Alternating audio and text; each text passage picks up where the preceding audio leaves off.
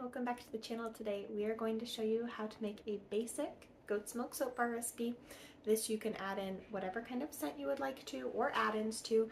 This scent right now is orange spearmint. This is almost done with the saponification process of sitting on the counter and hardening up. So I'm going to go ahead and get to that and show you guys just how to make this. Alright, so I'm going to go over a couple things you guys are going to need here. You're going to need a soap mold.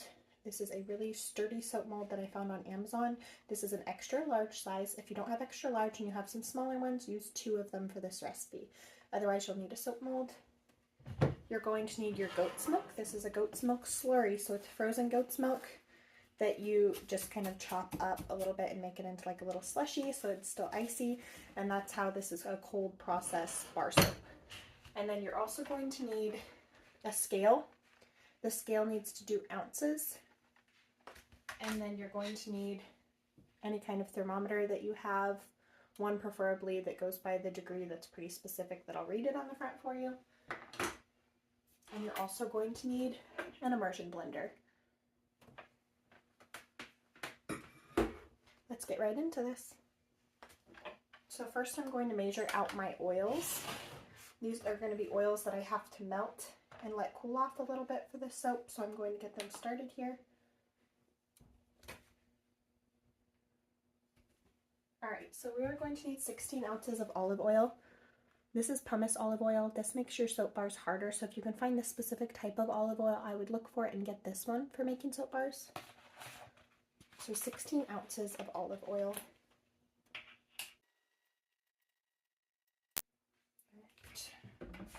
We got about 16.4, so 1 pound 4 ounces.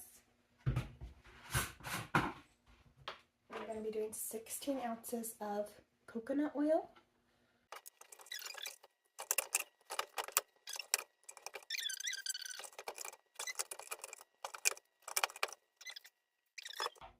And I'm going to use this spoon. We're going to go ahead and get this on the burner.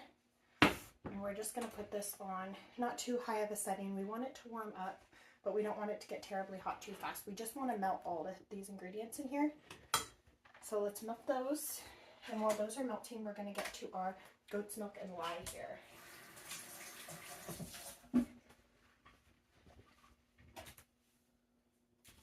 Alright, so we're going to need 12 ounces of goat's milk. And we're actually going to, I'll try to move this a little closer for you guys. We're actually going to be using, like I said, a glass bowl for this. I chose a bigger bowl so that when we incorporate the oil, it has plenty of space to be able to mix with the immersion.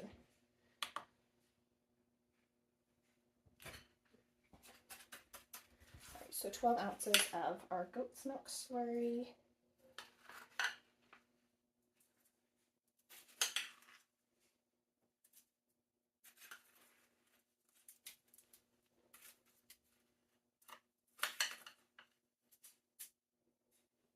We have 11.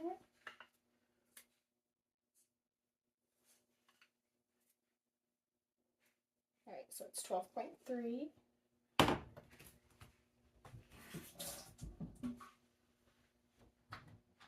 And then into this, we're going to be mixing 4 ounces of lye, so sodium hydroxide. And you want to be very careful with this. You're supposed to actually wear gloves. It's better to do this outside of the kitchen, but if you do this inside, try not to breathe it in, and be safe with it and careful with it because it's a chemical and it can cause caustic burns, so be very careful with this. I'm going to zero this out, and we're going to just sprinkle the 4 ounces right on the top of this. And it's going to kind of melt this goat's milk soap, and that's the reason why we went ahead and left it icy, because it's going to melt that, and we don't want it to get too hot, because it can burn your goat's milk as well. So we'll just sprinkle this on, and as soon as it's all sprinkled on, we're going to mix this in and let it cool off. So that's 4 ounces there. I'm going to grab another metal spoon for this, and you guys should be able to see this is going to melt really fast and get pretty warm, and I just try to keep my face back from it so I'm not breathing in anything from the lye.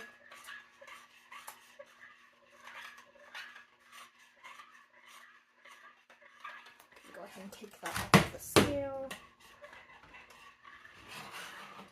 But it's already melted my goat's milk, so. And then what we're going to do is we're going to take that thermometer that I told you guys would need. And we are going to continue mixing this. Let it read here. We want this to cool off to 100 degrees. So if you guys can see that, it's right now 120. So we're going to let this goat's milk cool to about 100 degrees. And we also want, after that coconut oil melts, we want that to cool off to 100 degrees too, so that they're the same temperature when we combine them.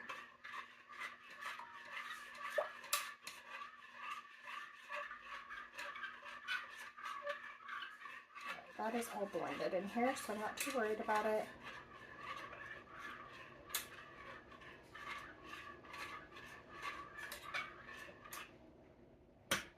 Just put it in there. I'm going to rinse this off before I use it in my oils.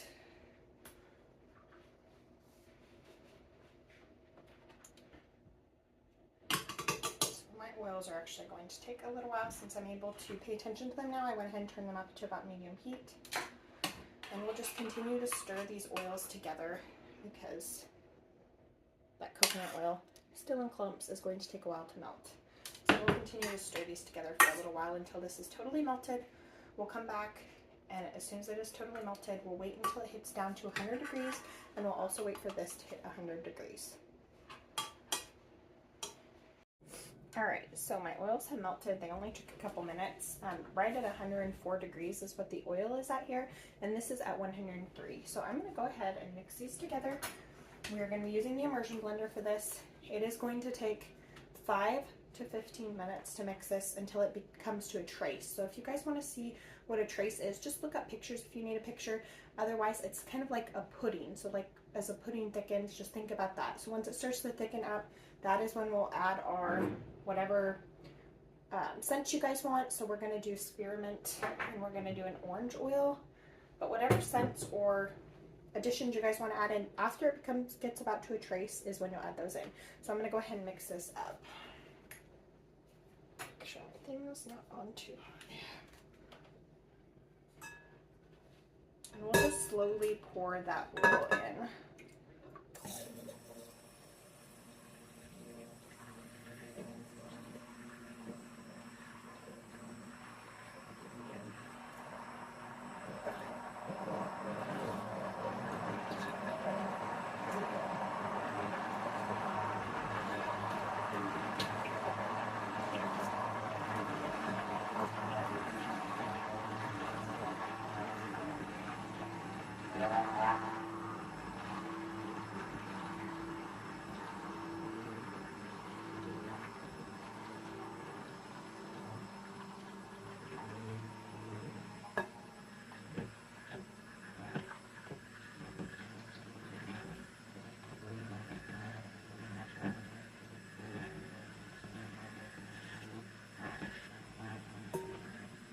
Alright, so now that I've gotten my soap to where it's thickening up, it's not quite as thick as I want it, but it's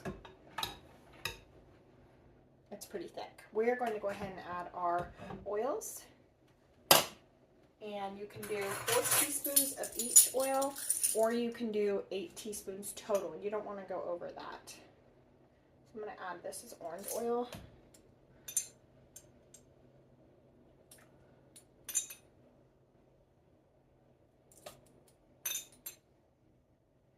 Add 4 of the orange oil. And then I'm going to add my spearmint. And I think actually it's just going to use the rest of this jar probably.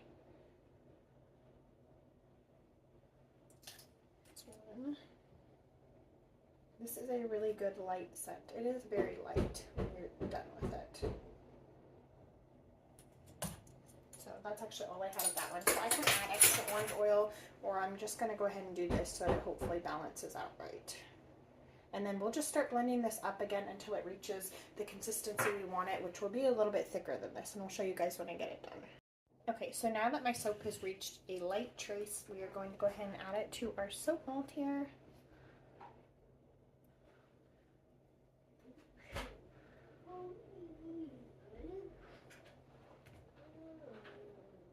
And it's going to fill it up right to the top.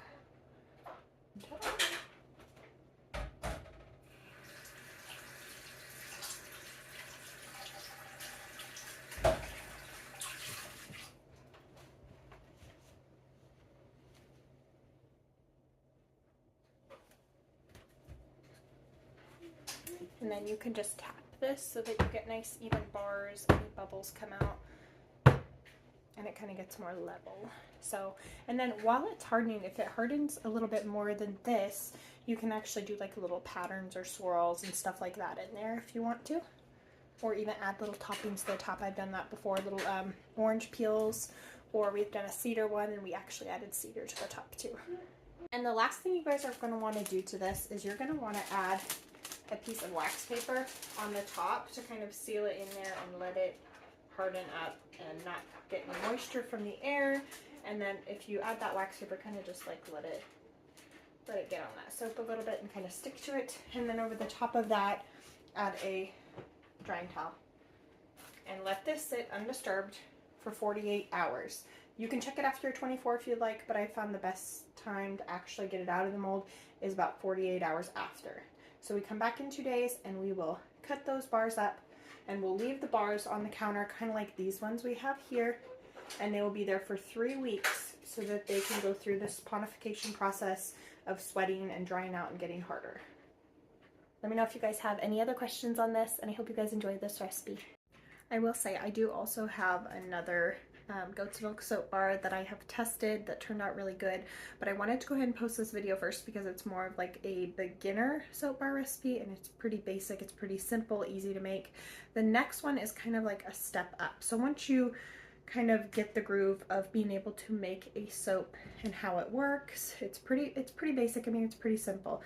Once you get in the groove of it, I do have another soap recipe that I'm hoping that I can post too that kind of makes a little bit of a harder, firmer soap. It's a little easier to work with and to like make pretty and decorate and have all those scents in there that you want. Oatmeal and honey is a really good one, having oatmeal flakes, doing like an exfoliant scrub one, all that kind of stuff. So let me know if you guys want that recipe. I will get that one posted as well. Otherwise, I'm going to start going into, I think I have a couple more goat's milk soap shampoo bar recipes, and then I'm going to go into doing some sourdough recipes before the garden harvest starts coming in, because it's going to come in very, very soon here. So I look forward to sharing all that with you guys, and thank you guys for watching.